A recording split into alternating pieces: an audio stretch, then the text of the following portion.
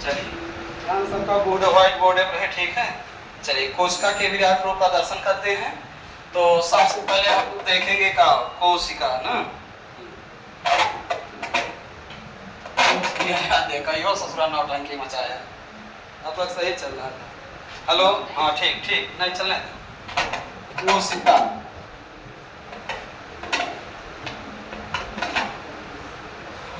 Cell. तो हाँ ध्यान से सुनिए, कोशिका कहते किसे है ना। पहले कोशिका का आप लोग बेहतरीन परिभाषा सुनिए। आप जानते हैं संरचनात्मक, क्रियात्मक और आनुवांशिकी इकाई को क्या कहते हैं मैम जी? कोशिका कहते हैं। संरचनात्मक, क्रियात्मक और आनुवांशिक इकाई को क्या कहते हैं? कोशिका कहते हैं। और आप जानते हैं कोशिकाओं के समूह को क्या कहते हैं मैम? ऊतक कहते हैं। और आप जानते हैं ऊतक के द्वारा क्या बनता है? अंग बनता है। और अंग के द्वारा क्या बनता है मैम जी? अंग तंत्र, अर्थात एक दिव्य एवं विराट शरीर का निर्माण हो जाता है। बात क्लियर हुआ? तो आपने देखा मैम क्या संरचनात्मक, क्रियात्मक तथा आनुवांशिक इकाई को क्या कहते हैं? कोशिका। और कोशिकाओं के समूह को क्या कहते हैं मैम? ऊतक। ऊतक के द्वारा क्या बनता है? अंग। अंग के द्वारा क्या बनता है? अंग तंत्र, अर्थात एक शरीर बन गया ना। तो शरीर की मैम सबसे छोटी इकाई क्या है?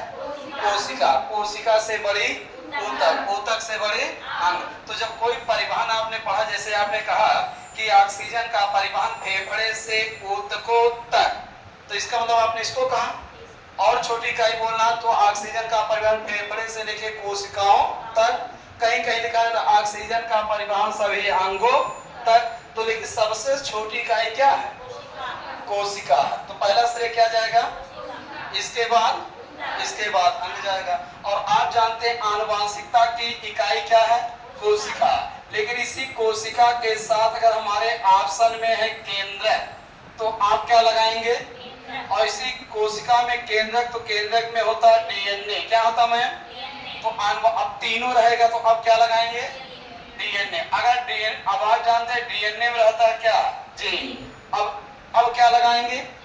बात समझ गए? आनुवांशिकता की मूल इकाई जीन नहीं रहेगा तो डीएनए नहीं रहेगा तो केंद्रक नहीं रहेगा तो चारों रहेंगे तो हाँ, शरीर की सबसे छोटी इकाई आनुवांशिकता की मूल इकाई। क्लियर हो गया? तो आपने पढ़ा यदि गाय जैसा संरचना है, गाय का क्रिया होगा, गाय का वंशानुगत होगा, गाय पैदा होगी। मनुष्य जैसा संरचना है, मनुष्य का क्रिया होगा, मनुष्य का वंशागत होगा, मनुष्य पैदा होगा। पेड़ पौधे जैसा संरचना है, पेड़ पौधे का क्रिया होगा, पेड़ पौधे का वंशानुगत होगा, पेड़ पैदा होगा। बात समझ रहे हैं? तो कोशिका का परिभाषा पढ़े, संरचनात्मक, क्रियात्मक तथा आनुवांशिक इकाई को क्या कहते हैं? कोशिका कहते हैं। पूरा बात क्लियर? अब ध्यान सुनिए। आप जानते हैं मानव शरीर में मैम जी 5000 अरब, कितना मैम जी? 5000 अरब कोशिकाएं स्वतंत्र अवस्था में होती हैं। जबकि मैम 10,000 अरब कोशिकाएं मिलके 10,000 अरब कोशिकाएं मिलके ऊतक का निर्माण करती हैं। कितने कोशिकाएं मिलके ऊतक का निर्माण? 10,000। बात समझ गए? अब ये कोशिकाएं अगर सक्रिय रहेंगे तो ऊतक क्या रहेगा? सक्रिय रहेगा। और ऊतक सक्रिय रहेगा तो अंग सक्रिय रहेगा। अंग सक्रिय, पूरा शरीर ये सक्रिय रहेगा। तो पूरे शरीर को सक्रिय रखने के लिए आप क्या करेंगे? कोशिका को ही सक्रिय रखेंगे। किसे सक्रिय रखेंगे? कोशिका को सक्रिय। और कोशिका सक्रिय होगा कैसे? एक बार खुल के हंसने से। एक बार जब खुल के हंसेंगे तो कितने कोशिकाएं एक्टिव होती? 1000 कोशिकाएं सक्रिय होती। एक बार खुल के हंसने से कितने कोशिकाएं सक्रिय हुई? और मानव शरीर में 5000 अरब कोशिका स्वतंत्र अवस्था में है और 10,000 अरब कोशिका मिलकर ऊतक का निर्माण किया। और एक बार हंसने से खाली कितना कोशिका एक्टिव हुआ? देखा मतलब कितना हंसना चाहिए। पूरे लाइफ में कभी टेंशन लेना ही नहीं चाहिए। सुख और दुख धूप और छांव की तरह है, ये आता है और जाता है। एक मायावी राक्षस की तरह होता है, ठीक है? टेंशन। इसलिए आप खूब मुस्कुराइए, मगन होके पढ़िए। परीक्षा का डेट आएगा तो उसमें सफल हो जाना है ना। हाँ, देखिए जैसे धूप और छांव होता है, वैसे सुख और दुख ये मायावी राक्षस है। जैसे आप पढ़ने का टाइम टेबल बनाए, कौनो न कौनो भद्रा भाराइन पड़े, घर से मम्मी फोन करिए, ये बिटिया चलिए दोनों धान गिरावत पाए नहीं। अब देखो, अब यह है मायावी राक्षस। राक्षस उसे कुछ नहीं है, आपके कार्य में जो विरोध करे वह मायावी राक्षस है। आप हो एकदम दिमाग को एक्टिव किए, पढ़ना है, ये करना, वो करना, जैसे कुछ आपने तैयार किया तैसे आपके ऊपर संकट। तो इसीलिए कौनो केतनो संकट हो, कौनो दिक्कत हो, अपने लक्ष्य को मत भूलिएगा। हनुमान जी जब जा रहे थे लंका में, तो उनका मेन लक्ष्य था लंका तक जाना, सीता जी का पता लगाना। बीच में उनको सुख का भी ऑफर मिला, दुख भी मिला, लेकिन सब कुछ ठुकराते हुए लंका तक पहुंच गए। वैसे आप लोग भी हैं, रास्ते बहुत ऑफर मिलेगा। नंबर 1 पीसीएस अधिकारी लड़का का रिश्ता आ सकता है, गुरुटियो आ सकता है, तमाम प्रकार के आ सकते हैं, सुख दुख दो सार्थक निरर्थक दोनों ऑफर आ सकते हैं। लेकिन लक्ष्य तक जाने के लिए आपको एकदम एक बिंदु पकड़िए, पहले पेपर दे के निपटाएंगे। लेकिन अब यह बात गलत है।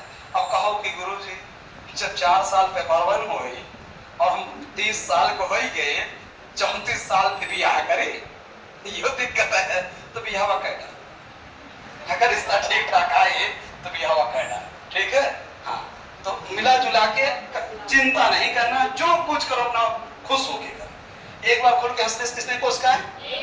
अब कोशिका एक्टिव तो ऊतक, ऊतक एक्टिव तो अंग, अंग एक्टिव तो अंग तंत्र, तो पूरा शरीर एक्टिव रहेगा नहीं। और मानसिक शारीरिक रूप से जब आप खुश रहेंगे तो भोजन का पाचन और स्वांगीकरण लाजवाब रहेगा। ये दुइये रोटी खाओगे तब वो शहर में एकदम खुशी रहेगा और हरियाई यही शरीर। बात समझ में? क्योंकि जो टेंशन में होते हैं उन्हें कब्ज बनता है, गैस बनता है, पेप्टिक अल्सर हो जाता है, बवासीर हो जाता है, मधुमेह हो जाता है, हृदय रोग हो जाता है, ये टेंशन वालों को। बस समझ। लेकिन जब आप खुश हैं तो क्या पेट और खराब होगा? नहीं। खुश रहने से इंसान शारीरिक व मानसिक रूप से बहुत एक्टिव तो हो ही जाता है, उसके साथ साथ शारीरिक सौंदर्यता भी बढ़ जाता है। ठीक है। बिना बीको लगाए चेहरा सुंदर लागी। कब? जब आप खुश रहेंगे तब। नहीं तो कितना खूबसूरत कैटरीना कैफ हो और मुंह तो भपट हो देखने निकलेगी। इसलिए पॉजिटिव बात को सोचते रहिए और मंद मंद मुस्कुराते रहिए। रामचंद्र जी सामने जरूर थे लेकिन बड़े स्मार्ट लग रहे थे। जब धनुष तोड़े गए तो बाल जवान जरठ नर नारी न जाकी रही भावना जैसी, प्रभु मूरत देखी दिन तैसी। जो कुंवारी लड़कियां हैं उन्होंने सोचा अरे दादा कितना बढ़िया लड़का हुआ, काश हमारा बॉयफ्रेंड होता, का पूछे रहा ना। हाँ, जो माताएं थी सोची कि हमारा लड़का होता तो कितना अच्छा था ना। हाँ, ऐसे जो जिस दशा में थे जो लड़के थे सोचे मेरा दोस्त होता तो कितना अच्छा था। तो जाकी रही भावना जैसी, प्रभु मूरत देखी दिन। लेकिन प्रेम ईश्वर का वास होता है ना, बहुत दिलों में उनको गाड़े हैं भगवान श्री राम को। और भगवान श्री राम मनोमन आशीर्वाद देते हैं, किसी न किसी जन्म में जरूर एक प्यास बुझाए। तो इसके बाद त्रेता युग में द्वापर ही कृष्ण अवतार में जे जैसे चाहे ना उकरे साथ वैसे हुई है। तो वैसे ही ना 16,108 बार की शादी करेंगे। तो पीछे वो लड़कियां तड़प गई थी उनके प्यार में। अब यहाँ आई। हाँ, तो आप लोग भी खुश रहिए, खूब खुश रहिए। तो जब खुश रहेंगे शारीरिक मानसिक रूप से एक्टिव रहेंगे। बात समझ गए? चलिए, अगर आप लोग एक कथन सुने, चिंता चिता के समान होता है। अब जो चिंता करता है कोशिकाएं निष्क्रिय, कोशिका निष्क्रिय ऊतक निष्क्रिय, ऊतक निष्क्रिय अंग निष्क्रिय, अंग निष्क्रिय अंग तंत्र निष्क्रिय, पूरा शरीर ये लूलू हो जाए। मम्मी कहे बिटिया खा लो, मम्मी भूख ना हो तो खा लो, और हमारी मुर्दे तो समान ही है। तो इसीलिए चिंता नहीं करना चाहिए, क्योंकि चिंता करेंगे तो उसका क्या होगा? और एक ऊतक हुआ और ऊतक निष्क्रिय तो अंग, अंग निष्क्रिय तो अंग तंत्र, पूरा शरीर निष्क्रिय होगा। इसीलिए कहा गया चिंता चिता के समान होता है। जब चिंता चिता अब टेंशन ना हो, न पढ़े मन कहीं, न खेले मन कहीं, न जाओ मन कहीं, न कंपनी गार्डन, न गुलाब बाड़ी, न रामलीला कुछ न देखे मन कहीं, न खेले मन। बात समझ रहे? इसलिए चिंता नहीं करना चाहिए। ये ब्रह्म ज्ञान किससे मिल रहा है? कोशिका से मिल रहा है ना। चलिए दूसरा बेहतरीन बता दे। एक बात इसी में और छिपा है, पति को परमेश्वर क्यों कहते हैं? लेकिन अब कुल इतना बात बतावे लागत तो लग जाए 3 घंटा ना। तेनाते अब यही विराम करते हैं, कोशिका का वर्गीकरण कर देते हैं। चलिए हाँ, पति को परमेश्वर क्यों कहते हैं? हाँ, अच्छा भी बता देंगे, उसको भी बता देंगे। देखिए कोशिका का वर्गीकरण, कोशिका जब जब हम पढ़ाते हैं तब तब हम बता देते हैं पति को परमेश्वर क्यों कहा गया है। क्योंकि आज के बच्चे न प्रवचन सुने, न भजन सुने, न कीर्तन सुने, न रामायण पढ़े, न महाभारत पढ़े, और हमें जैसे पुरानिया मास्टर ठीक बाकी जो साइंस पढ़ाते समय बड़ा आध्यात्मिक बातों का वर्णन किया करते हैं ना।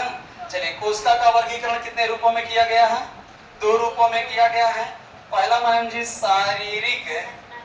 शारीरिक संरचना के आधार पर, शारीरिक संरचना के आधार पर, और दूसरा मैम जी रासायनिक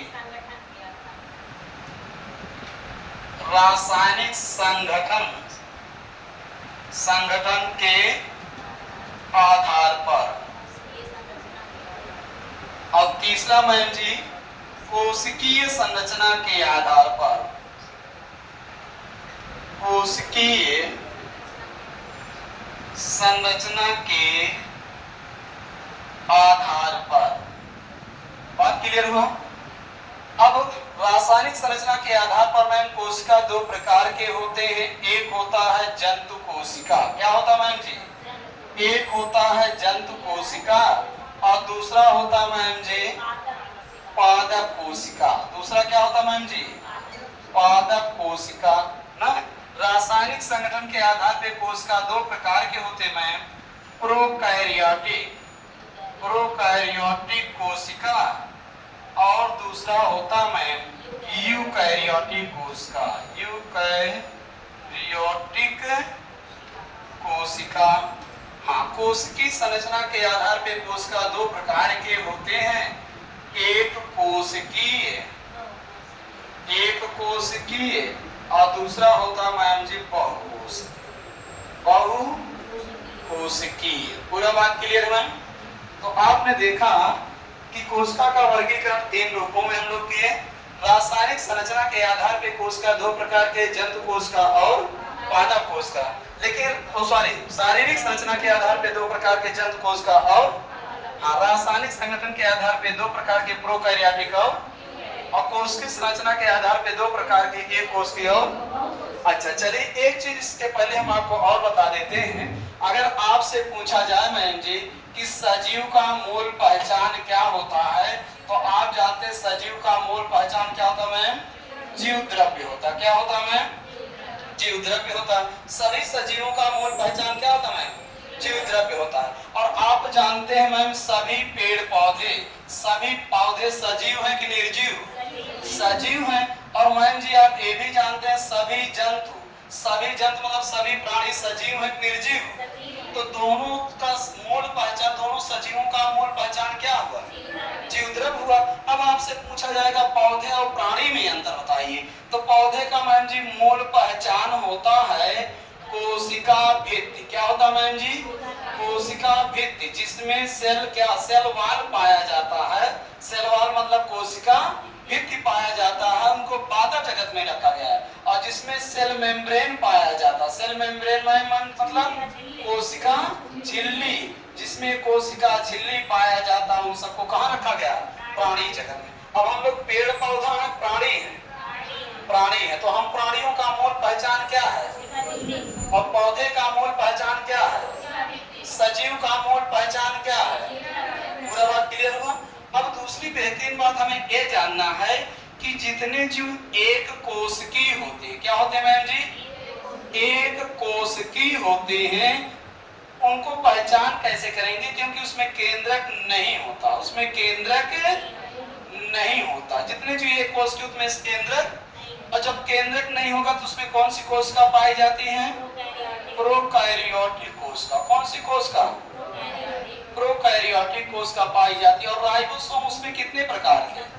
70 प्रकार के। राइबोसोम या कोशिका का सबसे छोटा कोशिकांग है ना, इसलिए राइबोसोम को कोशिकांग भी कहते हैं। राइबोसोम में प्रोटीन का संश्लेषण अर्थात निर्माण होता है, इसलिए राइबोसोम को प्रोटीन का फैक्ट्री भी कहते हैं। बात समझ गए? यह दो प्रकार का होता है, 70 यस और 80 यस। यस क्या है? राइबोसोम का प्रतीक है। यस क्या मैम जी? राइबोसोम का प्रतीक है। तो आपने देखा दो प्रकार के 70 यस और 80 यस। तो जहां केंद्रक नहीं पाया जाता या जो कहां प्रोकैरियोटिक होता है वहां राइबोसोम कितने प्रकार के? 70 यस। दूसरा डायलॉग आप ये जानेंगे, कुछ जीव होते हैं, क्या होते हैं मैम जी? बहुकोषी। क्या होते हैं? बहुकोशिकी होते हैं। तो जो मान जी बहुकोशिकी होते हैं उन सभी जीवों में केंद्रक पाया जाता है। उन सभी जीवों में केंद्रक, और जब केंद्रक पाया जाता है तो उसमें कौन सी कोशिका होती है? यूकैरियोटिक कोशिका होती है। कौन सी कोशिका होती है? और उसमें राइबोसोम कितने प्रकार के होंगे? 80 प्रकार के। यही बतिया मैम जी सब जगह लागू होगा। यही बतिया सब जगह लागू। जैसे हमने कहा मैम जीवाणु एक कोष की जीव है, तुरंत आप जान गए कि उसमें केंद्रक नहीं होता, वह प्रोकैरियोटिक होता, उसमें राइबोसोम 70 प्रकार के। हमने आपसे कहा कि सभी उच्च श्रेणी के प्राणी, गाय, भैंस, कुत्ता, बिल्ली, हाथी, घोड़ा, मनुष्य को कोष की है। तो आप जान गए उसमें केंद्रक पाया गया, यूकैरियोटिक कोष का राइबोसोम 80 प्रकार के। लेकिन मैम एक जगह यह विवाद भी है, अपवाद भी है। वो अपवाद क्या मैम? संघ प्रोटोजोआ। संघ प्रोटोजोआ। संघ प्रोटोजोआ के जीव जैसे अमीबा। कौन ma'am ji? Amoeba, euglena, paramecium, paramecium. ये सब मैम जीव जो है एक कोष की होती है। कितने कोष की होते हैं? ये सभी जीव मैम जी एक कोष की होते हैं। कितने कोष की? एक कोष की होते हैं। एक कोष की होते हैं। और आप जान गए जो जीव एक कोष की होता है उसमें केंद्रक, सब लोग समझ में आ रहा सबको? जितने जीव एक कोष की होते हैं उसमें केंद्रक। लेकिन हम संघ प्रोटोजोआ के जीव जैसे amoeba, euglena, paramecium, leishmania, entamoeba, histolytica, entamoeba, gingivalis, ये सब एक कोष की हैं। कितने कोष की हैं? लेकिन इन जीवों में मैम जी केंद्रक पाया जाता है। इन जीवों में केंद्रक पाया जाता। अब ये बात इस नियम के विपरीत हो गया कि नहीं? हो गया ना। अब एक कोष में केंद्रक नहीं पाया जाता लेकिन इसमें केंद्रक पाया जाता है। जब मैम जी केंद्रक को पाया जाएगा तो प्रोकैरियोटिक होगा कि यूकैरियोटिक? यूकैरियोटिक कोशिका पाई जाएगी। कौन सी कोशिका पाई जाएगी? और जब यूकैरियोटिक कोशिका पाई जाएगी तो राइबोसोम कितने प्रकार के? 80 प्रकार के होंगे। कितने प्रकार के होंगे बहन जी? पूरा बतिया समझ में आ रहा है? चलिए दूसरा डायलॉग सुनिएंगे। हाँ, अब आप लोग ध्यान से इतना बात समझ गए कि नहीं समझ? किसी को कोई दिक्कत? हाँ मैम जी, पीछे अंगूठा पिए थे आप? नहीं अंगूठा पिए, अच्छी बात है, पिया करो अंगूठा। इतना बतिया समझ गए? ये जितने जीव एक कोष के वो केंद्रक नहीं होता, प्रोकैरियोटिक राइबोसोम 70 बहुकोष के केंद्र पाया जाएगा यूकैरियोटिक राइबोसोम। लेकिन एक जगह विवाद है, संघ प्रोटोजोआ के जीव जैसे अमीबा, यूग्लिना, पैरामीशियम एक कोष के होते हुए भी केंद्रक पाया जाता है। जब केंद्रक पाया गया तो यूकैरियोटिक, और जब मैं यूकैरियोटिक राइबोसोम कितने प्रकार है? 80 प्रकार। पूरा बात क्लियर हुआ? चलिए अब आपको एक परिभाषा बहुत लाजवाब समझ में आएगा। हमने कहा कोशिका का वर्गीकरण कितने रूपों में? 3। पहला शारीरिक संरचना, पहले कोशिका का थोड़ा परिचय सुना देते हैं तब यहाँ देखिए। अब कोशिका क्या है? परिभाषा यहाँ आपने पढ़ा, संरचनात्मक, क्रियात्मक तथा आनुवंशिक इकाई को क्या कहते हैं? कोशिका कहते हैं। क्या कहते हैं मैम जी? अब अगर आपसे पूछा जाए कि कोशिका का मैम जी खोज किसने किया था, तो कोशिका का खोज करने वाले वैज्ञानिक रॉबर्ट हुक हैं। कौन है मैम जी? रॉबर्ट हुक है। और रॉबर्ट हुक नामक वैज्ञानिक कोशिका का खोज भी किए थे और कोशिका का नाम भी दिए थे। कोशिका का खोज करने वाले वैज्ञानिक कौन है और कोशिका नाम देने वाले वैज्ञानिक कौन है? अगर आपसे पूछा जाए कि रॉबर्ट हुक के पुस्तक का नाम क्या है, तो इनके पुस्तक का नाम है माइक्रोग्राफिया। क्या नाम है मैम जी? माइक्रोग्राफिया। रॉबर्ट हुक के पुस्तक का क्या नाम है मैम? माइक्रोग्राफिया। फिर एक दूसरे बेहतरीन वैज्ञानिक मिले, इन्होंने तो मृत कोशिका का खोज किया था। किसका खोज किया था मैम? मृत कोशिका का खोज किया था। लेकिन अगर पूछा जाए मैम जी सजीव कोशिका, क्या पूछा जाए? सजीव कोशिका का खोज किसने किया है? तो आप जानते हैं एंटोनी वान ल्यूवेनहॉक किए थे। कौन किया था मैं? एंटोनी वान ल्यूवेनहॉक। इन्होंने सजीव कोशिका का खोज किया था। और एंटोनी वान ल्यूवेनहॉक को आप लोग जानते भी हैं? नहीं जानते? रिश्तेदार हैं। एंटोनी वान ल्यूवेनहॉक वह हैं जो जीवाणु तथा जीवाणु विज्ञान के जनक हैं। याद आया? अगर आपसे पूछा जाए जीवाणु तथा जीवाणु विज्ञान के जनक कौन है? एंटोनी वान ल्यूवेनहॉक। इन्होंने अपने स्वयं के बनाए हुए सूक्ष्मदर्शी की सहायता से जीवाणु को जल में, लार में और दांत के खुरचे हुए मैलों में सबसे पहले जीवाणु को देखे थे। इसीलिए जीवाणु तथा जीवाणु विज्ञान के जनक कौन माने गए? एंटोनी वान ल्यूवेनहॉक। और यही एंटोनी वान ल्यूवेनहॉक है जो सजीव कोशिका के क्या हमें जनक है। सजीव कोशिका के जनक कौन है जी? एंटोनी वान ल्यूवेनहॉक। एक फिर बेहतरीन वैज्ञानिक मिल गए जिन्होंने कोशिका सिद्धांत का दिए थे विचार। तो कोशिका सिद्धांत का विचार किसने दिया था मैम जी? दत्तरोचित दिए थे। कौन दिया था? दत्तरोचित। दत्तरोचित नामक वैज्ञानिक क्या किए थे? कोशिका सिद्धांत का विचार दिए थे। बात क्लियर है मैम जी?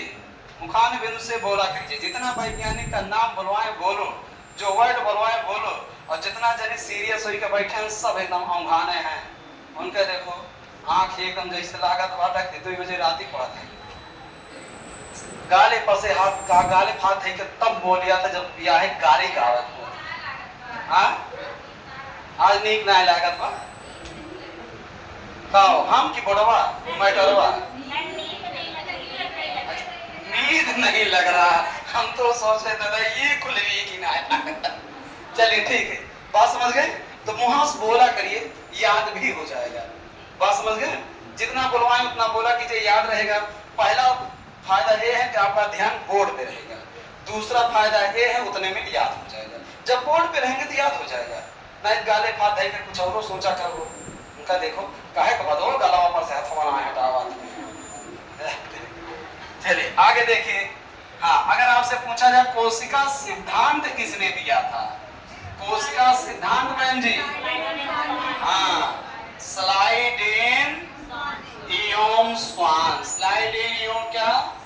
स्लाइडेन इयोम स्वान। इन्होंने क्या दिया था? कोशिका सिद्धांत दिए थे। नाम सही याद हो गया? सजीव को कोशिका का खोज किसने किया था? कोशिका नाम किसने दिया है? Robert Hooke. रॉबर्ट हुक के पुस्तक का नाम? अच्छा, सजीव कोशिका के जनक कौन है? कोशिका सिद्धांत का विचार किसने दिया है? और कोशिका सिद्धांत किसने दिया है? कोशिका का वर्गीकरण कितने रूपों में किया गया? 3। पहला क्या मैम जी? कितने प्रकार के होते हैं? अब हमसे कहेंगे जंतु कोशिका किसे कहते हैं, तो आपको सबसे सरल परिभाषा बता दें। जिन जीवों में कोशिका झिल्ली पाई जाती है, क्या पाई जाती है? कोशिका झिल्ली पाई जाती है, उसे क्या कहते हैं? जंतु कोशिका। आपने यहाँ बताया जंतुओं का मूल पहचान क्या होता है?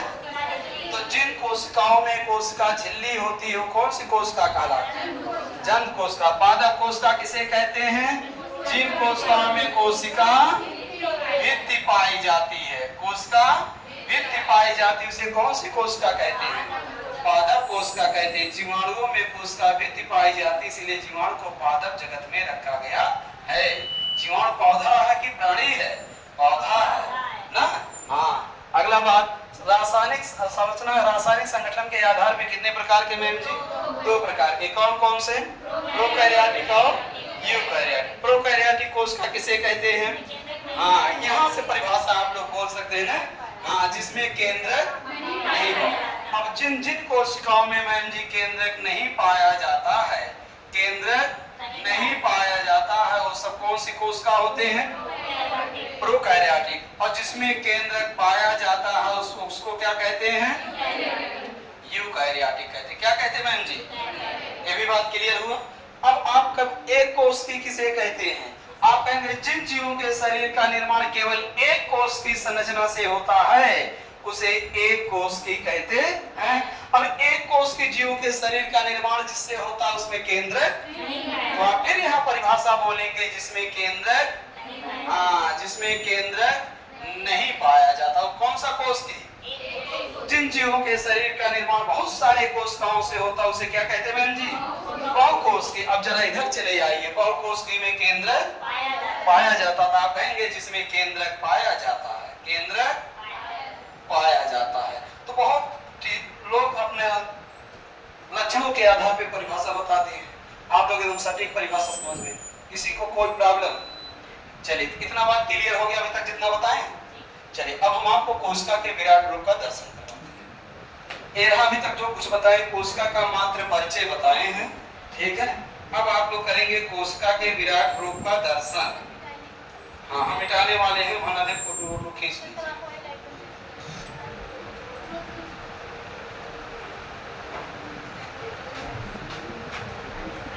एक लोग साफ। चलिए ध्यान से देखिए, जब इलेक्ट्रॉनिक सूक्ष्मदर्शी की सहायता से देखा गया तो मादा कोशिका का संरचना थोड़ा इस तरह से मिला, हुक जैसे में।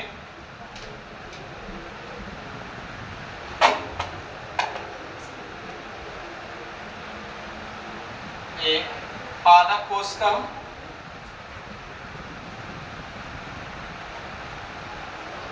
और जंतु कोशिका का संरचना अंडाकार में मिला।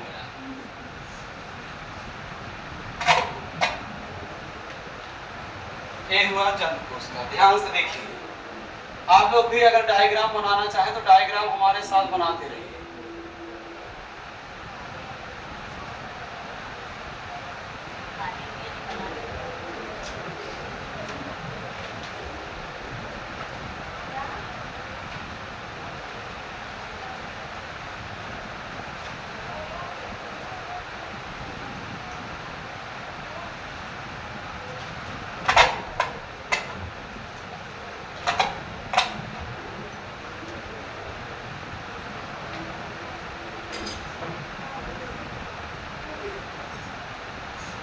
चित्र एकदम साफ ताबड़तोड़ बनाते रहिएगा ताकि जब समझाएं केवल आप लोग एक बेहतरीन समझिए।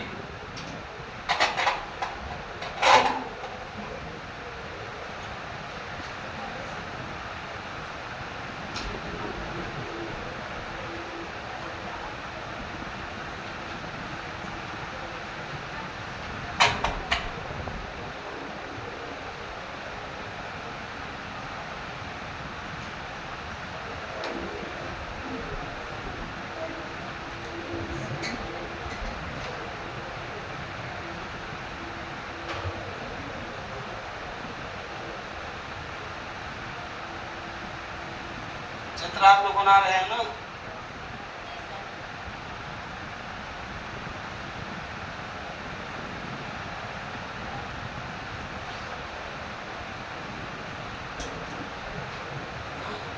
ये लोग बनाते रहिए आप। अच्छा ये हो गया लवक, राइबोसोम बना दें, सब राइबोसोम। ये स्वतंत्र अवस्था में टहल रहे हैं तो राइबोसोम के कण है ना।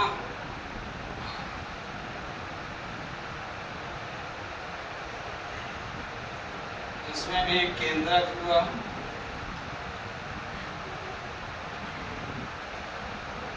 क्रोमैटिन के धागे केंद्रक द्रव्य, गाल्जिकाय, अंतःद्रव्य, खुरदरी अंतःद्रव्य जालिका,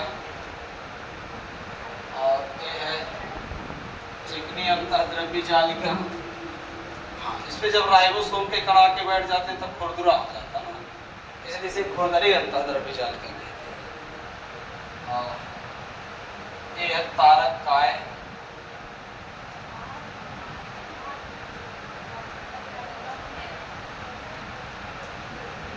ये है रिक्तिका, ये है लाइसोसोम, लाइसोसोम।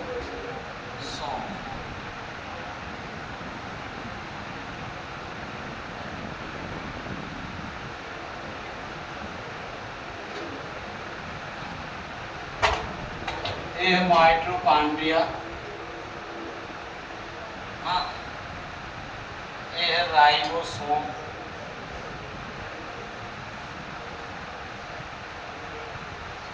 राइबोसोम के कण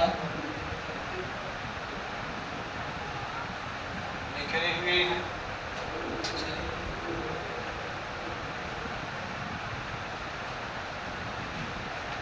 अब ये जो भरा जा रहा है कोशिका द्रव्य,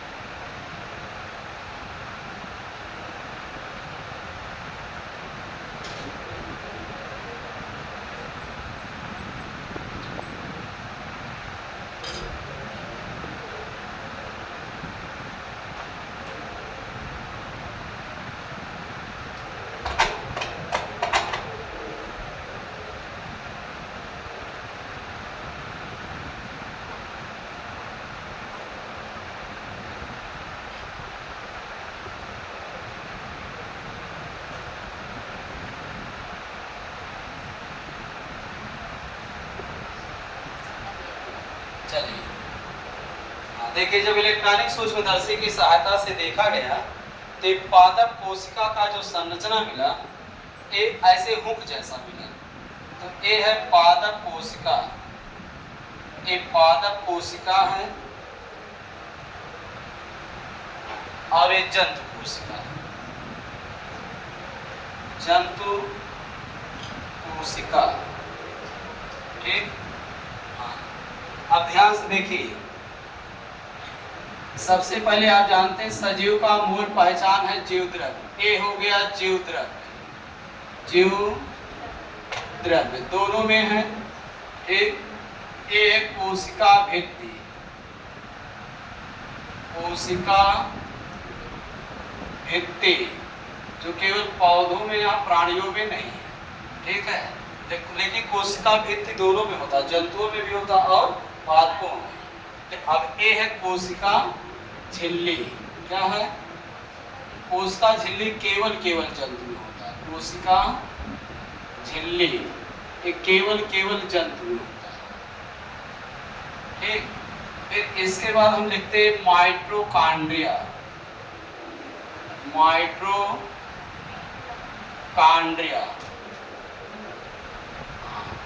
माइटोकॉन्ड्रिया हो गया। चलिए, इसके बाद हम लिखते हैं अंतःद्रव्य जालिका। द्रव्य जालिका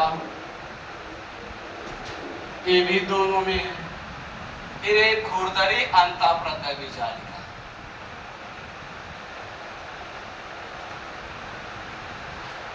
खुरदरी अंतःद्रव्य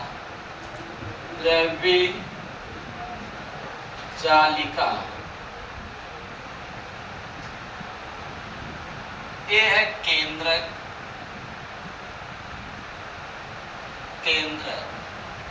दोनों में। चलिए, ये है लवक, केवल पादपों में प्राणियों में अभाव होता है।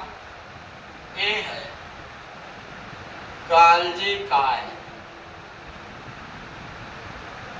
काय दोनों में। ये है तारक काय,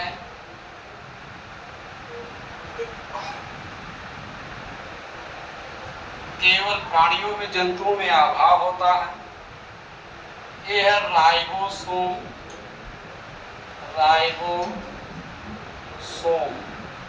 दोनों में।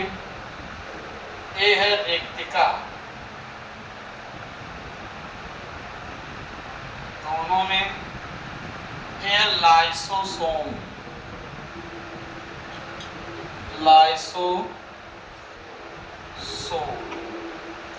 केवल जंतुओं में पादपों में अभाव होता है। ये रहा कोशिका के दिव्य एवं विराट रूप ना। अब एक कोशिकांगों के बारे में हम लोग ताबड़तोड़ सुनते हैं, ठीक है। हाँ, जब इलेक्ट्रॉनिक सूक्ष्मदर्शी की सहायता से देखा गया मैं, तो पादप कोशिका का संरचना इस तरह से मिला, हुक जैसे में मिला। और जंतु कोशिका का संरचना कैसे मिला मैम जी? अंडाकार में मिला। अब एक कोशिकांग के बारे में आप लोग बेहतर अंदाज में सुनते चलिए, ध्यान से सुनिए। सबसे पहले हमने लिखा है क्या है? जीव द्रव्य। क्या लिखा है? अब हमें सबसे पहले ये जानना है कि जीव द्रव्य कहते किसे हैं। तो ध्यान से सुनिए, ये है मैम केंद्रक और ये है क्या? कोशिका। क्या हमें ये संरचना किसका दिख रहा है? कोशिका का। ये संरचना किसका दिख रहा है? कोशिका का। तो इसमें क्या है मैम जी? केंद्रक। क्या है? अब केंद्रक में यहाँ देखिए केंद्रक छिद्र बना है, बना है कि नहीं बना है? अब कोशिका के द्रव्य है और एक केंद्रक के क्या है? द्रव्य है। तो केंद्रक के द्रव्य और कोशिका के द्रव्य इस छिद्र के माध्यम से आपस में मिलते हैं कि नहीं मिलते हैं? कोशिका द्रव्य इसमें चला जाता है, केंद्रक द्रव्य इसमें चला जाता है। तो कोशिका द्रव्य और केंद्रक द्रव्य के मिश्रण को जीव द्रव्य कहते हैं। बात क्लियर हो गया? चलिए अब हम यहाँ क्या लिखेंगे? यहाँ तक आ रहा है कि नहीं आ रहा? आ रहा है। तो अगर आपसे पूछा जाए कोशिका द्रव्य सॉरी जीव द्रव्य किसे कहते हैं, तो ध्यान से देखिए कोशिका द्रव्य। क्या मैम जी? हाँ, कोशिका द्रव्य और हाँ केंद्रक द्रव्य के मिश्रण को ही मिश्रण को ही क्या कहते हैं? जीव द्रव्य कहते हैं। क्या कहते हैं मैम? बस आप समझ गए जीव द्रव्य किसे कहते हैं? केंद्रक द्रव्य और कोशिका द्रव्य के मिश्रण को ही क्या कहते हैं मैम जी?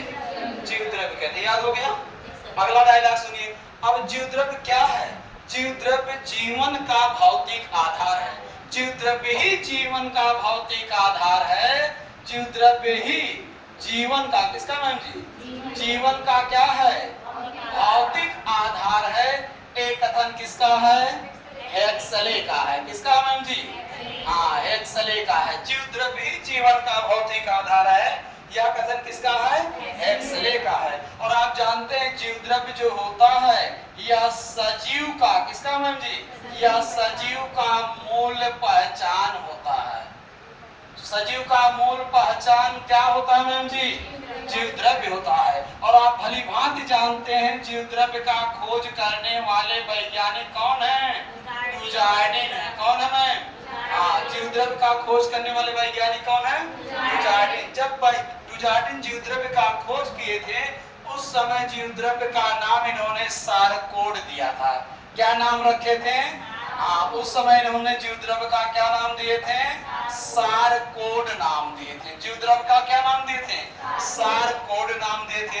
लेकिन जीव द्रव्य नाम देने वाले वैज्ञानिक पुरकिंजे हैं। कौन है मैम जी? जीव द्रव्य नाम देने वाले वैज्ञानिक कौन है? पुरकिंजे हैं। पूरा बात क्लियर हो गया? दूसरा डायलॉग सुनिए। जीव द्रव्य जीवन का भौतिक आधार बताने वाले वैज्ञानिक हेक्सले। जीव द्रव्य का खोज करने वाले ड्यूजार्डिन। जीव द्रव्य नाम देने वाले पुरकिंजे। एक वैज्ञानिक थे ह्यूगो वान मोहलवान। इन्होंने पादप कोशिकाओं में जीव द्रव्य का उल्लेख करके महत्व बताया था। कौन मैं? ह्यूगो वान मोहलवान। पादप कोशिकाओं में जीव द्रव्य का उल्लेख करके महत्व बताने वाले वैज्ञानिक ह्यूगो वान मोहलवान। महत्व बताने वाले वैज्ञानिक कौन है मैम जी? ह्यूगो वान मोहलवान। ह्यूगो वान मोहलवान पादप कोशिकाओं में जीव द्रव्य का उल्लेख करके क्या बताए थे? महत्व बताए थे। किंतु मैम जी जीव द्रव्य सिद्धांत देने वाले वैज्ञानिक कौन है मैम जी? मैक्स सोल्ज है। कौन है मैम? Max Scholz. जीव द्रव्य सिद्धांत देने वाले वैज्ञानिक कौन है? मैक्स सोल्ज है। पूरा बात क्लियर हुआ? और आप भली भांति जानते हैं कि जीव द्रव्य जो होता है यह कार्बनिक एवं अकार्बनिक पदार्थों का अकार्बनिक पदार्थों का एक जटिल मिश्रण होता है। क्या मैं? जीव द्रव्य कार्बनिक एवं अकार्बनिक पदार्थों का, दोनों पदार्थ का, कार्बनिक का भी और अकार्बनिक का भी, दोनों पदार्थों का एक जटिल मिश्रण है। अगर हमसे पूछा जाता है जीव द्रव्य का सबसे महत्वपूर्ण कार्बनिक यौगिक क्या होता है, तो जीव द्रव्य का सबसे महत्वपूर्ण कार्बनिक यौगिक प्रोटीन होता है। जीव द्रव्य का सबसे अधिक महत्वपूर्ण कार्बनिक यौगिक क्या होता है? प्रोटीन होता है। और आप भली भांति जानते हैं कि जीव द्रव्य माध्यम में एक गाढ़ा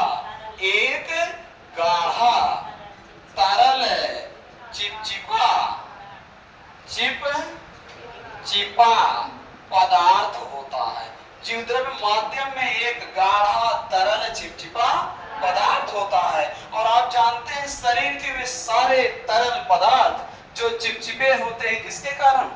म्यूसिन अर्थात श्लेष्म के कारण। म्यूसिन अर्थात श्लेष्म के कारण। जितने शरीर के तरल पदार्थ चिपचिपे होते हैं वो किसके कारण बहन जी?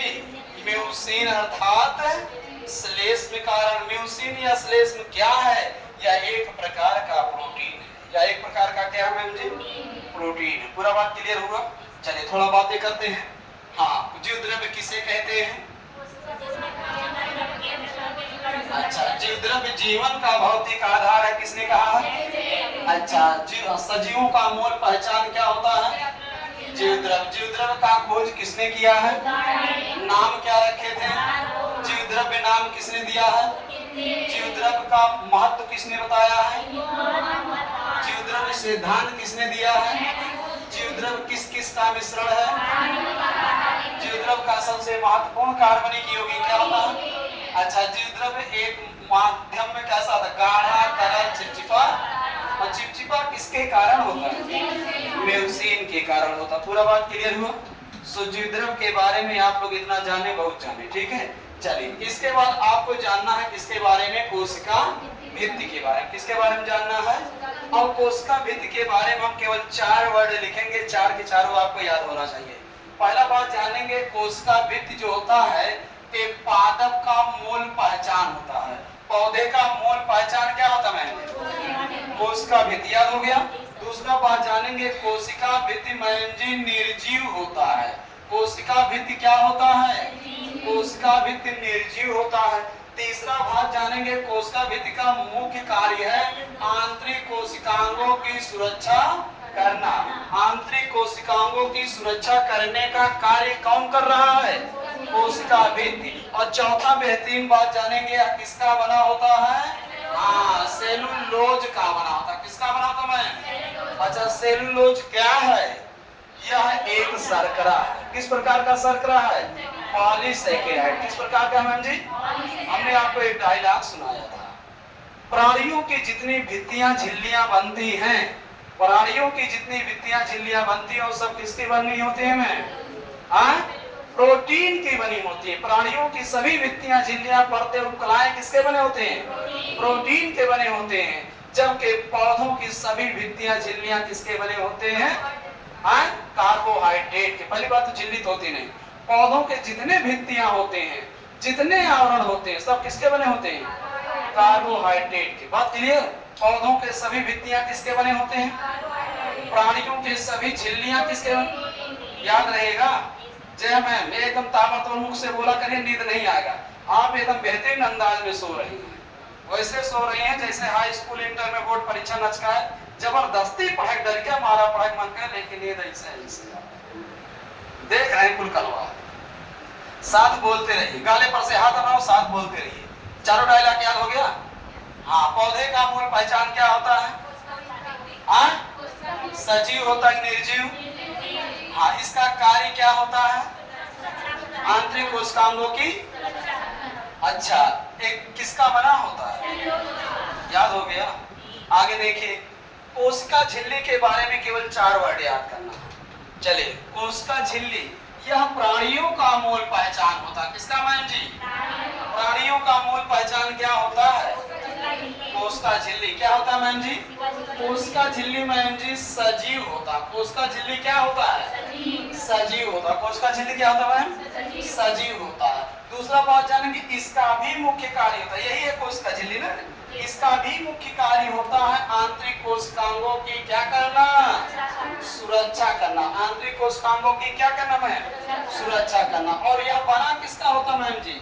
यह बना होता प्रोटीन एवं लिपिड का। प्रोटीन एवं किसका मैम जी? लिपिड का। बात क्लियर है? प्रोटीन का बचत कौन करता है? कार्बोहाइड्रेट की वसा करता। कौन करता है? प्रोटीन की बचत कौन करता है? वसा। तो यह किसका बना होता है? प्रोटीन और लिपिड का। बात क्लियर हुआ? प्रोटीन का बचत कौन करता है? वसा। तो झिल्लियां किसकी बनी होती है? प्रोटीन और लिपिड की। याद हो गया कि नहीं याद हुआ? चलिए अगला बात ध्यान सुनिए। अब हम आपको सुनाएंगे माइटोकॉन्ड्रिया के बारे में। किसके बारे में सुनाएंगे? माइटोकॉन्ड्रिया के बारे में सुनाएंगे। चलिए धीरे धीरे, चलिए ध्यान से देखिए। तो आप लोग जान गए कहां तक, कोशिका झिल्ली तक जान गए। अब माइटोकॉन्ड्रिया के बारे में भला बहुत सुन लीजिए। सबसे पहले आप ध्यान से देखिए, माइटोकॉन्ड्रिया दिखाई दे रहा है, तो आप पहला डायलॉग सुनेंगे, माइटोकॉन्ड्रिया का खोज किसने किया है। तो माइटोकॉन्ड्रिया का खोज करने वाले वैज्ञानिक कौन है? कोलिकर हैं। कौन है? माइटोकॉन्ड्रिया का खोज करने वाले वैज्ञानिक कौन है? किंतु माइटोकॉन्ड्रिया नाम देने वाले वैज्ञानिक कौन है मैम जी? सी बेंडा है। माइटोकॉन्ड्रिया नाम किसने दिया मैम जी? माइटोकॉन्ड्रिया नाम देने वाले वैज्ञानिक कौन है मैम? सी बेंडा है। और माइटोकॉन्ड्रिया का उल्लेख करके बायोप्लास्ट नाम देने वाले वैज्ञानिक आल्टमान है। कौन है मैम? बायोप्लास्ट। बायोप्लास्ट नाम देने वाले वैज्ञानिक कौन है मैम जी? आल्टमान है। कौन है मैम जी? आल्टमान। ये तीनों नाम याद हो जाएगा। कई जगह लिखा गया है कि माइटोकॉन्ड्रिया का खोज आल्टमान किए हैं, ये बात बिल्कुल गलत है। माइटोकॉन्ड्रिया का खोज कौन किया मैम? कोलिकर। और माइटोकॉन्ड्रिया नाम किसने दिया है? सी बेंडा। माइटोकॉन्ड्रिया का उल्लेख करके बायोप्लास्ट नाम किसने दिया है? आल्टमान। और आप देख रहे हैं माइटोकॉन्ड्रिया में अंगुली नुमा जो संरचना है इसे क्रिस्टी कहते हैं। क्या कहते हैं मैम जी? माइटोकॉन्ड्रिया में अंगुली नुमा संरचना को क्या कहते हैं? क्रिस्टी कहते हैं। पूरा बात क्लियर हुआ। और आप जानते हैं माइटोकॉन्ड्रिया संरचना में, किसमें? हाँ, संरचना में यह अंडाकार, कैसे मैम जी? अंडाकार या बेलनाकार होता। अंडाकार या हाँ बेलनाकार होता। कौन होता है? माइटोकॉन्ड्रिया। और आप जानते हैं मैम जी माइटोकॉन्ड्रिया में डीएनए, आरएनए और इसमें राइबोसोम पाए जाते हैं। क्या पाया जाता है? माइटोकॉन्ड्रिया में डीएनए, आरएनए और क्या पाए जाते हैं? राइबोसोम पाए जाते हैं। इसी माइटोकॉन्ड्रिया में जी एटीपी जब एडीपी में बदलता है तो अपार ऊर्जा की उत्पत्ति होती है। एटीपी मतलब एडिनोसिन ट्राइफॉस्फेट, एडीपी मतलब एडिनोसिन डाइफॉस्फेट। यही एटीपी जब एडीपी में बदलता है तो अपार ऊर्जा की क्या होती है? उत्पत्ति होती है। इस कारण माइटोकॉन्ड्रिया को कोशिका का पावर हाउस भी कहते हैं। और इसी को क्या कहते हैं? शक्ति केंद्र कहते हैं। और इसी को क्या कहते हैं? विद्युत घर कहते हैं। कोशिका का विद्युत घर किसे कहते हैं? माइटोकॉन्ड्रिया को कहते हैं। और यही एटीपी जब एडीपी में बदला ऊर्जा की उत्पत्ति हुआ, इसलिए एटीपी को उपापचय जगत का क्या कहते हैं? सिक्का कहते हैं। उपापचय जगत का सिक्का किसे कहते हैं? एटीपी को कहते हैं। किसे कहते हैं? माइटोकॉन्ड्रिया में बहुत कुछ बताना है, बस इतना सुन के अभी बर्दाश्त कीजिए और शेष लिखवाएंगे। हाँ ध्यान सुनिए, माइटोकॉन्ड्रिया का खोज किसने किया है? माइटोकॉन्ड्रिया नाम किसने दिया है? माइटोकॉन्ड्रिया का उल्लेख करके बायोप्लास्ट नाम किसने दिया है? आल्टमान। माइटोकॉन्ड्रिया संरचना में कैसा होता है? माइटोकॉन्ड्रिया में और क्या क्या पाए जाते हैं? अच्छा, माइटोकॉन्ड्रिया जब एटीपी एडीपी में बदलता है किसका उत्पत्ति होता है? इसलिए कोशिका का पावर हाउस किसे कहते हैं? शक्ति केंद्र किसे कहते हैं? विद्युत घर किसे कहते हैं? उपापचय जगत का सिक्का किसे कहते हैं? पूरा बात क्लियर हो गया। चलिए इसके बाद आप लोग देखेंगे अंतःद्रव्य जालिका। दोनों में एक डायलॉग और सुन लीजिए। माइटोकॉन्ड्रिया जो होता है दोनों कोशिकाओं में, आप जानते हैं कोशिका का सबसे बड़ा कोशिकांग होता है लवक। कोशिका का सबसे बड़ा कोशिकांग क्या होता है? लेकिन लवक में पादपों में ही पाया जाता है। जंतु में लवक का क्या होता है? अभाव होता है। और माइटोकॉन्ड्रिया दोनों कोशिका में पाया जाता है। तो लवक के बाद दूसरी सबसे बड़ा कोशिकांग कौन है? माइटोकॉन्ड्रिया। लवक के बाद दूसरा सबसे बड़ा कोशिकांग क्या है मैम जी? माइटोकॉन्ड्रिया। अगर इस तरह से क्वेश्चन पूछा जाए कि दोनों कोशिकाओं में पाए जाने वाला सबसे बड़ा कोशिकांग माइटोकॉन्ड्रिया, अगर सीधा पूछा जाए सबसे बड़ा कोशिकांग लवक। क्लियर हुआ? हाँ, तो दूसरा सबसे बड़ा कोशिकांग जो है, दूसरा सबसे बड़ा कोशिकांग कौन है मैम जी? माइटोकॉन्ड्रिया। पूरा बात क्लियर हो गया। आगे अंतःद्रव्य जालिका दोनों में पाया जाता है। अंतःद्रव्य जालिका का खोज करने वाले वैज्ञानिक के.आर. पोर्टर है। कौन है मैम जी? हाँ, आप देख रहे हैं अंतःद्रव्य जालिका, खुरदरी इसे कहते हैं, इसे चिकनी कहते हैं।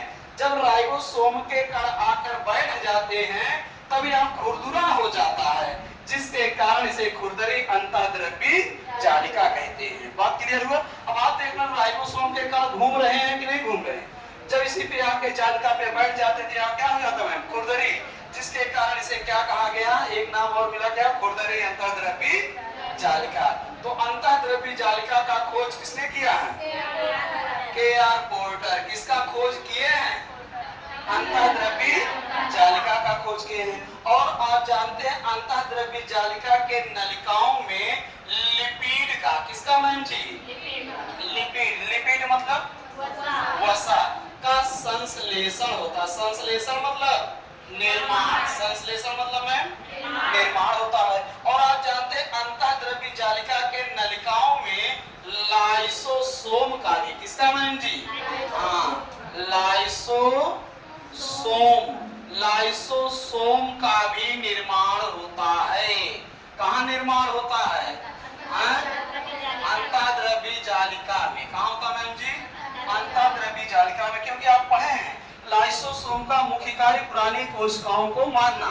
यह पुरानी कोशिकाओं को मारते मारते स्वयं मर जाता है, इसीलिए लाइसोसोम को आत्महत्या की थैली कहते हैं। तो जो मरी हुई कोशिकाएं होती हैं वो तो बाह्य त्वचा का निर्माण की। तो लाइसोसोम जब मारी गया तो इसका पुनः निर्माण भी कैसे होगा? जिसका पुनः निर्माण कहाँ होता है? गाल्जी काय के थैली में, गाल्जी काय के थैली में और अंतःद्रव्य जालिका के नलिकाओं में होता है। पूरा बात क्लियर हो गया? तो अंतःद्रव्य जालिका के नलिकाओं में भी निर्माण होता है। किसका मैम जी? लाइसोसोम का। पूरा बात क्लियर? बस अगला देखिए केंद्र। अगला क्या मैम जी? केंद्र। एक केंद्रक है। तो आप जानते हैं केंद्रक का खोज कौन किया है? Robert brown. कौन किया मैम जी? रॉबर्ट ब्राउन किए। केंद्रक का खोज कौन किया है? Robert brown. अच्छा, कोशिका का खोज रॉबर्ट हुक। कुछ दिन बाद बच्चों में कंफ्यूज हो जाते हैं रॉबर्ट हुक और रॉबर्ट ब्राउन। एक तो परीक्षा का प्रेशर वो अलग से रहता है, वही आरी बगले वाले कह दिए नहीं भी नहीं, कोशिका का खोज रॉबर्ट ब्राउन और रॉबर्ट हुक किए। कहीं नहीं सही बताओ, कहीं हुक किए हैं। तो बताओ वाले कंफ्यूज, सुनो वो कहीं नहीं रॉबर्ट हुक, वो कहीं नहीं रॉबर्ट ब्राउन। तो दोनों जनी कंफ्यूज।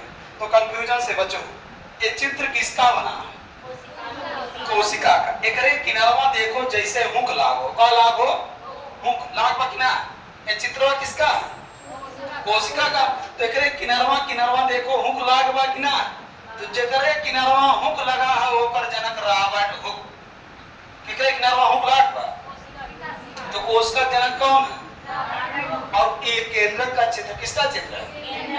एक डबल परतवा देखो जैसे आँखिया बरौनिया की तरह है, बाकी ना? तो जो आँखिया बरौनिया की तरह है ओकर जनक रॉबर्ट ब्राउन। क्लियर? हाँ, जब उन्हें किनारे हुक लगा है ओकर जनक रॉबर्ट, और जो आँखी बरौनी की तरह ओकर जनक रॉबर्ट ब्राउन। दूसरा डायलॉग, केंद्रक का आनुवंशिकता में महत्वपूर्ण स्थान होता। कहाँ मैम जी? केंद्रक का आनुवंशिकता में महत्वपूर्ण स्थान होता है क्योंकि इसमें डीएनए, आरएनए और क्या पाए जाते हैं? गुणसूत्र पाए जाते हैं। क्या पाए जाते हैं? हाँ, केंद्रक का आनुवंशिकता में महत्वपूर्ण स्थान होता है। क्यों? क्योंकि इसमें डीएनए, आरएनए और क्या पाए जाते हैं मैम जी? गुणसूत्र पाए जाते हैं। डीएनए माता पिता के परंपरागत लक्षण को 7 पीढ़ी तक ले जाने का कार्य करता है, इसलिए डीएनए को कोशिका का डाकिया कहते हैं। डीएनए पूर्ण वंशानुगत होता है। एक परंपरा पीढ़ी दर पीढ़ी माता पिता के लक्षण को ले जाता है। और कहाँ है मैम जी? केंद्रक में। कहाँ है? केंद्रक में। आरएनए एक पूर्ण वंशानुगत नहीं होता है, ये माता पिता के रोगों का स्थानांतरण करता है। कौन? आरएनए। माता पिता के रोगों का स्थानांतरण कौन करता है? आरएनए। इसलिए आरएनए को रोगवाहक कहते हैं। गुणसूत्र लिंग का निर्धारण करता, पुत्र होगा या पुत्री। आप जानते हैं मनुष्य में गुणसूत्रों की संख्या कितनी होती है? 46। पुरुषों में 23, स्त्रियों में 23। कितने गुणसूत्र समझात होते हैं? 22। कौन सा जोड़ा लिंग का निर्धारण करता है? 23वां। लिंग निर्धारण उत्तरदायी कौन होता है? पिता। बात समझ गए? यह पूर्ण वंशानुगत है, माता पिता के लक्षणों को ले जाता है। यह पूर्ण वंशानुगत नहीं है, यह माता पिता के रोगों का स्थानांतरण करता है। और गुणसूत्र लिंग का निर्धारण करता है, पुत्र होगा कि पुत्री। बात ये समझ गए? चलिए अगला डायलॉग सुनिए। केंद्रक का कोशिका में परिभाषा में ही बताया ना, जहां जहां के को दिखे। एक डायलॉग सुनिए, बेहतरीन डायलॉग सुनिए। जिन जिन कोशिकाओं में केंद्रक नहीं पाया जाता है, उन कोशिकाओं में विकसित कोशिकांग जैसे माइटोकॉन्ड्रिया, हरित लवक इत्यादि नहीं पाए जाते। हमारे आरबीसी में केंद्रक नहीं पाया जाता है, तो क्या माइटोकॉन्ड्रिया पाई जाती है? नहीं पाई जाती। डायलॉग ध्यान में रखे रहिएगा। जिन जिन कोशिकाओं में केंद्रक नहीं होता है, उन कोशिकाओं में माइटोकॉन्ड्रिया जैसे विकसित कोशिकांग नहीं होते हैं। क्लियर हो गया? दूसरा परिभाषा भी देखें। जहां केंद्रक पाया जाता है वह यूकैरियोटिक कोशिका होती है, जहां केंद्रक नहीं होता वह प्रोकैरियोटिक कोशिका होती है ना। और जहां यूकैरियोटिक कोशिका होती है वो सब एक कोश की होते हैं, जहां प्रोकैरियोटिक होते हैं, सॉरी, जहां एक कोश की होते हैं वो प्रोकैरियोटिक, और जहां बहुकोश की होते हो यूकैरियोटिक। पूरा बात ये भी क्लियर है? तो शेष बात हम लोग वही देख लिए थे। चलिए केंद्रक के बाद हम लोग देखते हैं लवक के बारे में। किसके बारे में देखेंगे? मैं लवक के बारे में देखेंगे। तो आप जानते हैं जो लवक है, कौन है? लवक है। लवक आप जानते हैं कितने प्रकार का होता है? 3 प्रकार का। कौन कौन से? हरित लवक होता है, और कौन होता है? वर्णी लवक होता है, और कौन होता है मैम जी? आवर्णी लवक होता है। लवक कितने प्रकार के मैम? 3 प्रकार के, हरित लवक, वर्णी लवक और पहला डायलॉग सुनिए। हरित लवक केवल पादपों में होता है, केवल पादप कोशिकाओं में होता है, जंतु कोशिकाओं में अभाव होता है। क्लियर? हाँ, लवक शब्द का प्रयोग करने वाले वैज्ञानिक, लवक शब्द का प्रयोग करने वाले वैज्ञानिक कौन है मैम जी? हेकल है। कौन है? हाँ, लवक शब्द का प्रयोग किसने किया था? हेकल किए थे। यह लवक केवल पादपों में पाया जाता है, जो 3 प्रकार का होता है, हरित लवक, वर्णी लवक और आवर्णी लवक। हरित लवक का खोज करने वाले वैज्ञानिक सिंपर हैं। कौन है मैम जी? सिंपर है। हरित लवक का खोज किसने किया है? सिंपर किए हैं। हरित लवक के कारण पेड़ पौधे हरे होते। कमेंट सुनते जाइएगा। हरित लवक के कारण पेड़ पौधे क्या होते हैं मैम जी? हरे होते हैं, क्योंकि इसी में पाया जाता है क्लोरोफिल। क्या पाया जाता है मैम जी? क्लोरोफिल पाया जाता है। और इस क्लोरोफिल को प्रकाश संश्लेषण का केंद्र कहते हैं। प्रकाश संश्लेषण का केंद्र किसे कहते हैं? क्लोरोफिल को कहते हैं। इसी क्लोरोफिल में मैग्नीशियम नामक तत्व पाया जाता है, जो प्रकाश संश्लेषण में सहायता करता है। प्रकाश संश्लेषण में सहायता करने वाला तत्व कौन है? मैग्नीशियम है। और इसी हरित लवक में मैम जी जब कैरोटीन, किसका मैम जी? जब कैरोटीन एवं जैंथोफिल, एवं किसका मैम जी? जैंथोफिल नामक वर्णक पदार्थ का निर्माण हो जाता है, तो पत्तियों का रंग पीला होने लगता है, अर्थात पौधे सूखने लगते हैं। किसके निर्माण के कारण पौधे सूखने लगते हैं? कैरोटीन एवं जैंथोफिल। किस लवक में पाया जाता है? पूरा बात क्लियर है?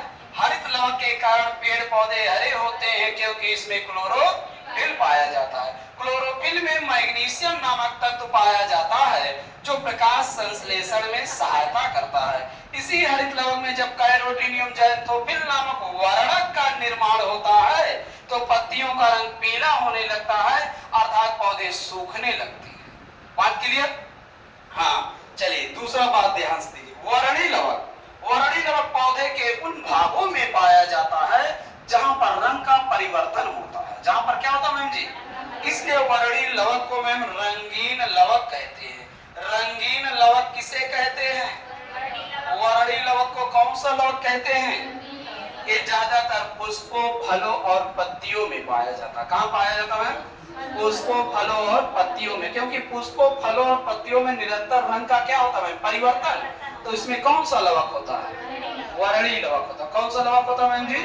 वर्णी लवक होता है। अगला बात देखिए, आवर्णी लवक। ये आवर्णी लवक पौधे के उन भागों में पाया जाता है जहां पर सूर्य का प्रकाश नहीं पहुंच पाता, जहां पर सूर्य का प्रकाश नहीं पहुंच पाता, वहां कौन सा लवक होता है? आवरणीय लवक होता है। और आप जानते हैं सूर्य का प्रकाश कहाँ नहीं पहुंच पाता? भूमिगत जड़ और भूमिगत तना में। तो पुस्तकीय परिभाषा में आप मैं ये पढ़े हैं, हमने क्या कहा? भूमिगत जड़ और भूमिगत तना में। बहुत सारे जड़ भी ऐसे होते जो भूमि के नीचे होते हैं और बहुत सारे तना भी ऐसे होते जो भूमि के नीचे होते हैं। लेकिन पुस्तकीय परिभाषा में आपने क्या पढ़ा है? भूमि के नीचे का भाग जड़ कहलाता है और भूमि के ऊपर का भाग क्या कहलाता है? तना कहलाता है। और आपकी परीक्षाओं में पूछता है कि निम्न में से जड़ कौन है, निम्न में से तना कौन है? तो हमने जो जुगाड़ू परिभाषा आपको बताया है वही याद रखिएगा। जिसका बीज बोया जाता वो क्या कहलाता है? जड़। और जिसे काट पीट के बोया जाए, जिसका पूती उती बोया जाए ना, जिसका क्या बोया जाए? पूती, वो क्या है मैम जी? तना है। तो जिसको काट पीट के बोया जाए, जिसका पूती उती बोया जाए, क्या है? और जो ने बिया बोया वो का है? अब तो आप लोग इतना खेती उती करना तो जानते ही हैं, नहीं खेती किए होंगे तो करते हुए देखे होंगे। अब गेहूं क्या है? सरसों क्या है? जौ क्या है? मक्का क्या है? गाजर क्या है? जड़ है, बिया बोया था ना। गाजर क्या है? जड़ है ना।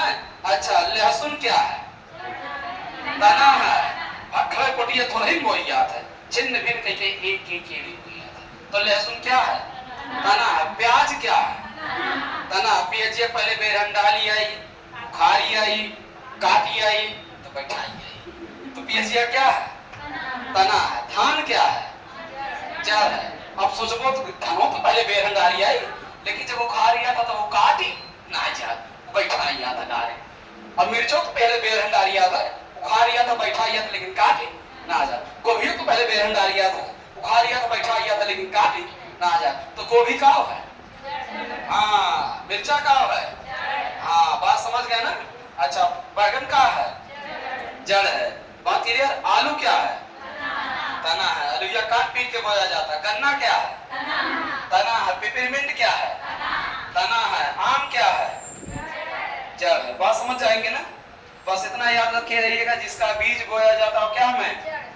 जड़। और जिसे काट पीट के बोया जाओ, पोती उती बोया जाए। हल्दी क्या है? हाँ, तना है। अदरक क्या है? सूरन क्या है? तना है। बात समझ गए ना। अब यही कुछ जने इंग्लैंड और जापान वाले हुई है, तो जनता वही एक पोती उती काम हो है। खेती होती बारे में नहीं जाना तो अगर देहात भात में मामा मौसी फूफा बुआ केहू घर हो तो चला जावा करो, ढहार बहार आवा करो ना। हाँ, ऐसे एक लड़की बैठी थी देवकाली पर, ये दादा पूछो ना, कहीं वीडियो देखने ले, कहीं सर हमारा मजा उड़ा रहे हैं, पूरा क्लासवा रोकवा दी। कहीं सर सर रुकिए, सुनिए तो। अरे हम कह रहे सुनेगी तो हम सुनेंगे। कहीं जानते हैं सर? जानते हैं। अरे हम क्या पापाई बहुत ना होता है घबरेलू टाइप तो रुकवा दी। कैसा? सुनिए तो रुके। क्या जानते हैं सर? जानते हैं, मेरे घर के बगल सब जमीन खाली था और मेरे पापा सर कटी हुई आलू सर मिट्टी के अंदर ढके थे, इतना बड़ा जमा था, जब सूख गया सर तो खोद इतना सारा आलू निकल। अरे हमके पापा मीडिया उडिया वाले ना आए रहे, तुम कहे दादा ये तो बहुरही लोग बाटे हैं। हाँ, चलिए याद हो कि ना, कहाँ से आए हो? पूती मतलब जानती हो? हाँ, काओ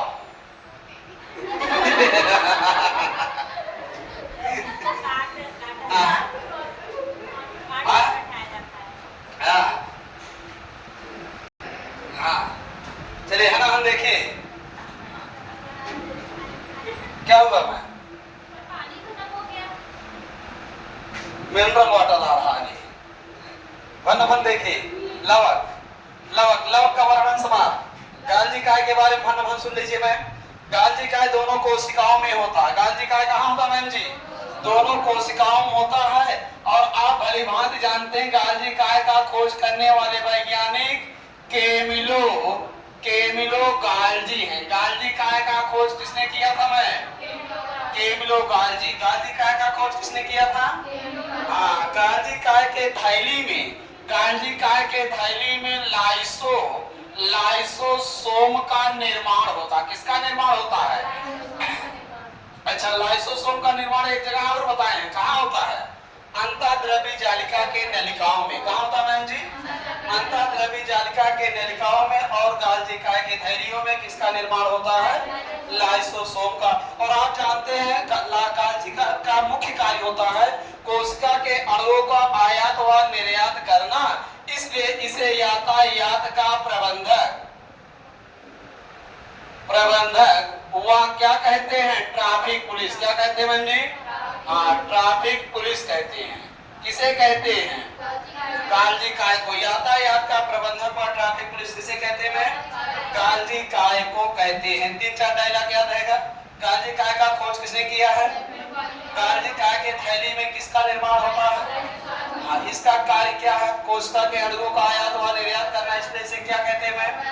यातायात का प्रबंधक और ट्रैफिक पुलिस कहते हैं। अब सुनेंगे आप लोग तारक काय के बारे में। तारक काय केवल जंतु कोशिकाओं में ही पाया जाता। तारक काय केवल कहाँ होता है? जंतु कोशिका में ही पाया जाता है। इसका खोज करने वाले वैज्ञानिक टी बावेरी हैं। इसका खोज कौन किया था मैम जी? ना? हाँ, इसका खोज कौन किया था? टी बावेरी। तारक काय का खोज कौन किया था? टी बावेरी किए हैं। तारक काय की विशेषता होती है एक दूसरे के 90 अंश पर स्थित होता है।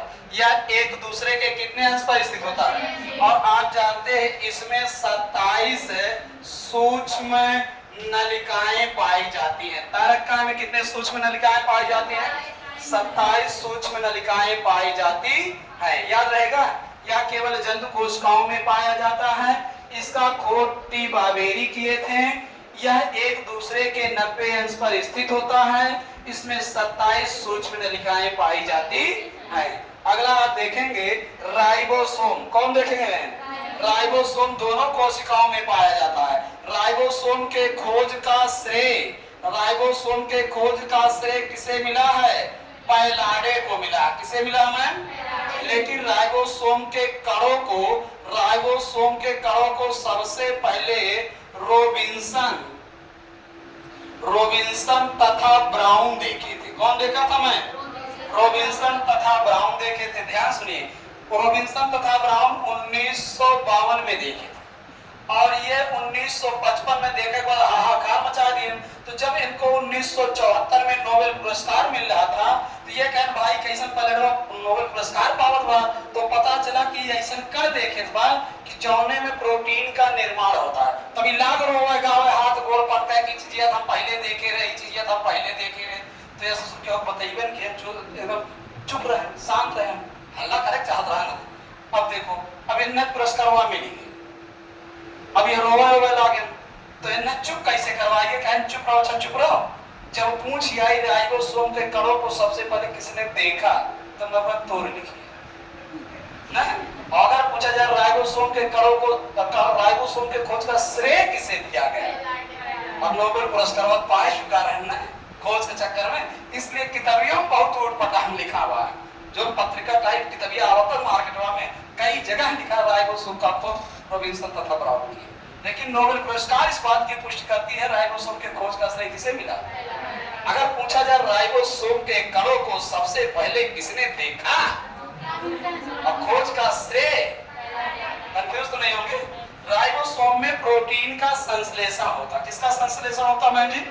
राइबोसोम में प्रोटीन का क्या होता है मैम जी? संश्लेषण मतलब निर्माण होता है। इसलिए राइबोसोम को प्रोटीन का क्या कहते हैं? फैक्ट्री कहते हैं। राइबोसोम को प्रोटीन का क्या कहते हैं? राइबोसोम को प्रोटीन का फैक्ट्री कहते हैं। यह कोशिका का सबसे छोटा कोशिकांग है, इसलिए इसे सबसे छोटा कोशिकांग। दूसरा से यह कोशिका का सबसे छोटा कोशिकांग है। यह कोशिका का सबसे छोटा कोशिकांग कौन है? राइबोसोम। दूसरा डायलॉग, यह कुछ कोशिकांगों के अंदर भी पाया जाता। कौन? राइबोसोम। आपने देखा माइटोकॉन्ड्रिया के अंदर पाया जाता है, हरित के अंदर पाया जाता है। इसलिए राइबोसोम को कोशिकांग का कोशिकांग कहते हैं, लड़िका का लड़िका कहते हैं, नाती कहते हैं। किसे? राइबोसोम को। तो अगर आपसे पूछा जाए कोशिकांग का, कोशिकांग किसे कहते हैं, कोशिकांग का कोशिकांग राइबोसोम को कहते हैं। कोशिकांग का कोशिकांग किसे कहते हैं? हाँ, राइबोसोम बना किसका होता है? यह प्रोटीन और न्यूक्लिक अम्ल का बना होता है। किसका बना होता है? न्यूक्लिक अम्ल का बना होता है। बात क्लियर है? कुछ डायलॉग। राइबोसोम के खोज का श्रेय, राइबोसोम के कणों को सबसे पहले किसने देखा? हाँ, राइबोसोम में किसका संश्लेषण होता है? इसलिए इसे प्रोटीन का क्या कहते हैं? कोशिका का सबसे छोटा कोशिकांग, कोशिकांग का कोशिकांग किसे कहते हैं? हाँ, राइबोसोम किससे बना होता है? पूरा बात क्लियर? चलिए अगला बात ध्यान सुनिए। रिक्तिका, रिक्तिका पादप कोशिका में एक किंतु जंतु कोशिकाओं में अनेक होता है। रिक्तिका का खोज करने वाले वैज्ञानिक विलियम हार्वे हैं। रिक्तिका का खोज किसने किया मैम जी? रिक्तिका का खोज करने वाले वैज्ञानिक कौन है? विलियम हार्वे हैं। रिक्तिका जंतु पादप कोशिकाओं में एक किंतु जंतु कोशिकाओं में अनेक रिक्तिकाएं होती है और यह रिक्तिका का मुख्य कार्य होता है अमीबा उत्सर्जन में सहायता करना। यह रिक्तिका अमीबा उत्सर्जन में सहायता करता है, पंपिंग क्रिया करके अतिरिक्त जलों को बाहर निकालता रहता है। ठीक है, तो अमीबा सुरक्षित रहता है। लेकिन अगर यह रिक्तिका पंपिंग क्रिया करके जल को बाहर निकालने में असमर्थ हो जाए तो अमीबा शरीर का ब्लास्ट हो जाता है और जब अमीबा शरीर का ब्लास्ट हो जाता है तो उसके केंद्रक जितने भागों में विभाजित होते हैं उतने नए अमीबा शरीर का निर्माण होता है। क्योंकि अमीबा और हाइड्रा, कौन कौन? अमीबा और हाइड्रा में पुनरुद्ध भवन की क्षमता बहुत ज्यादा होता है। पुनरुद्ध भवन के आधार पर हाइड्रा को तो एक अमर प्राणी माना गया है। अगर अमीबा और हाइड्रा के केंद्रक को सिल पर पीस दिया जाए तो इसके केंद्रक जितने भागों में विभाजित होंगे उतने नए अमीबा और हाइड्रा शरीर का निर्माण होगा। बात समझ गए? हाँ, तो यह क्या करता है? रिक्तिका उत्सर्जन करने का कार्य करता है। बात क्लियर हुआ? रिक्तिका का खोज किसने किया है? विलियम हार्वे किए हैं। यह पादपों में कितना होता है? एक, जंतुओं में अनेक होता है। क्लियर? आगे लाइसोसोम, लाइसोसोम का खोज करने वाले वैज्ञानिक डी डुबे हैं। कौन है मैम जी? हाँ, लाइसोसोम का खोज कौन किया है? लाइसोसोम केवल जंतु कोशिका में ही पाया जाता है, पादप कोशिकाओं में लाइसोसोम का अभाव होता है। लाइसोसोम का मुख्य कार्य होता है पुरानी कोशिकाओं को मारना। लाइसोसोम का मुख्य कार्य क्या होता है? पुरानी कोशिकाओं को मारना ताकि नए कोशिकाओं का निर्माण हो सके और यह पुरानी कोशिकाओं को मारते मारते मारते मारते मारते मारते स्वयं मर जाता है। इसलिए लाइसोसोम को आत्महत्या की पहली कहते हैं। अब जो मरी हुई कोशिकाएं होती हैं वो बाह्य त्वचा का निर्माण करती हैं, इसलिए हमारा बाह्य त्वचा मृत होता, मतलब निर्जीव होता है। क्या होता है? बाह्य त्वचा सजीव होता है, निर्जीव। अब बाह्य त्वचा कितना काटो, चाहे जितना काटो दर्द नहीं होगा, लेकिन जैसे आंतरिक त्वचा में टच होगा तुरंत आनंद हो जाएगा ना। और देखिए, अब हम लोग पर डे स्नान करते हैं, जब नहाते हैं यह रगड़ो माइल छुटा, यह रगड़ो माइल छुटा, यह रगड़ो माइल छुटा, क्या कुल मैले होते हैं? ये मृत कोशिकाएं छूट छूट के बाहर गिरती रहती, इनका स्वभाव है। अगर मृत कोशिकाएं छूट छूट के बाहर ना गिरे तो जैसा पेड़ एक छाला देखे और हम लोग खट्टा पड़ा था ना, और जब ज्यादा खट्टा हो गया तो चिटक जाता है। देखो चिटका रहा था कि ना, वैसे अगर हम लोग सब न नहाई बहाई ना, बैठा करे माई बैठा कर, मृत कोशिकाएं न छूटे, मृत कोशिकाएं न छूटे, खट्टा बैठा रहा चिटकी कि ना चिटकी। सगरो क्रीम पाउडर खाली दरारा में भरे भर का हो गई, गला वाला दरारा फाट में ना। देखिए स्वभाव छोड़ छोड़ के गिरना। बात समझ गए? हाँ, इसलिए नहाया या करो। पहले देखिए जब लोग भारी कार्य करते थे ना तो उनका त्वचा क्या बड़ा कठोर रहता था ना। हाँ हाँ, तो बढ़िया समझ गए। तो लाइसोसोम का मुख्य कार्य पुरानी कोशिकाओं को मारना ताकि नई कोशिकाओं का निर्माण हो सके और यह पुरानी कोशिकाओं को मारते मारते स्वयं मर जाता है, इसलिए इसे आत्महत्या की थैली कहते हैं। मरी हुई कोशिकाएं बाह्य त्वचा का निर्माण करती हैं और लाइसोसोम जब मर जाता है तो इसका पुनः निर्माण अंतःद्रव्य जालिका के नलिकाओं में और गाल्गी काय के थैलियों में होता है। सो इसके साथ साथ कोशिका का संपूर्ण वर्णन समाप्त होगा। एक और एक आवश्यक सूचना है, शारदा एजुकेशन संस्था में केवल गृह विज्ञान की क्लासेस चल रही हैं। 2 नए बैच प्रारंभ हुए हैं सुबह 8 से 11 बजे तक और दूसरा नया बैच प्रारंभ हुआ है और 11 बजे से 2 बजे तक। ये 2 नए बैच एकदम ताबड़तोड़ चल रहे हैं। तो आप सभी लोग गृह विज्ञान के पढ़ने वाले विद्यार्थी शारदा एजुकेशन संस्था में जरूर आए। बहुत बहुत धन्यवाद।